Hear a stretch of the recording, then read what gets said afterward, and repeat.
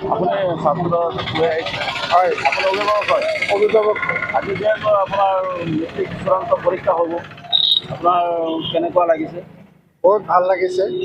আৰু অসমৰ গোটেই ছাত্ৰ ছাত্ৰীক আপুনি কি ক'ব অসমৰ গোটেই ছাত্ৰ ছাত্ৰীক মই আন্তৰিক অভিনন্দন আৰু ধন্যবাদ জনাইছোঁ, যাতে তেওঁলোকে ভালদৰে পৰীক্ষাটো দিয়ে, সুচাৰুৰূপে পৰীক্ষা দিয়ে, ভাল ফলাফল পায়, সেইটো কামনা থাকিল মোৰ অন্তৰস্থলীৰ পৰা।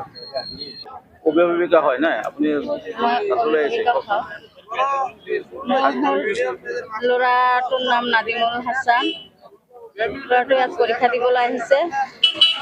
মই সকলো ছাত্ৰ ছাত্ৰীক লৈ মই সিহঁতক অভিনন্দন জনাইছোঁ, যাতে সিহঁতে ভালদৰে পৰীক্ষা দিব পাৰে আৰু সিহঁত যাতে সফল হ'ব পাৰে।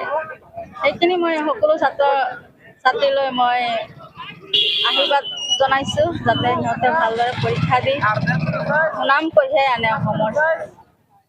মেট্ৰিক চূড়ান্ত পৰীক্ষা আৰম্ভই হৈছে আৰু এই পৰীক্ষাত লৈ আপুনি কি ক'ব হয়, প্ৰথমে মই সকলো শিক্ষাৰ্থীলৈ মই শুভেচ্ছা জ্ঞাপন কৰিছোঁ আৰু নতুন শিক্ষানীতিৰ আধাৰত এয়া প্ৰথম 10ম শ্ৰেণীৰ পৰীক্ষা, মেট্ৰিক পৰীক্ষা আৰু সকলো ছাত্ৰ ছাত্ৰী খুব উৎসাহেৰে আহিছে পৰীক্ষা দিবৰ কাৰণে।